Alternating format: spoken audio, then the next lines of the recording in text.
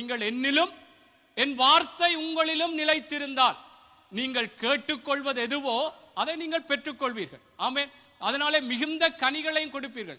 அப்படி என்று சொன்னால் நானும் நீங்களும் எப்பொழுதுமே கர்த்தருடைய பிள்ளைகள், நாங்கள் நல்ல சபையில் இருக்கிறோம் என்று சொல்லி, அல்லது எனக்கு நல்ல ஊழியக்காரனோடு நல்ல இணைப்பு இருக்கிறது, நல்ல அவரோடு நல்ல பாசம் இருக்கிறது, அவர் எனக்கு நல்லபடியா இருக்கிறார் என்று, அல்லது நல்ல ஒரு திருச்சபையில் இருக்கிறோம் என்று சொல்லி அப்படியே இருந்து விடக்கூடாது.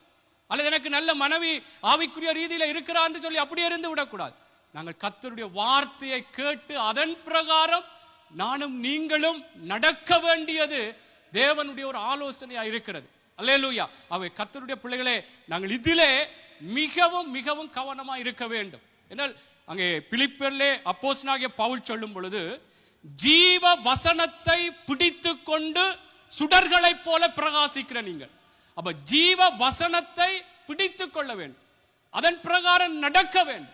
நடந்தால்தான் நாங்கள் சுடர்களைப் போல தேவனுக்குள்ளாய் ஒரு வெளிச்சமாக நாங்கள் மாற முடியும். ஆமென்.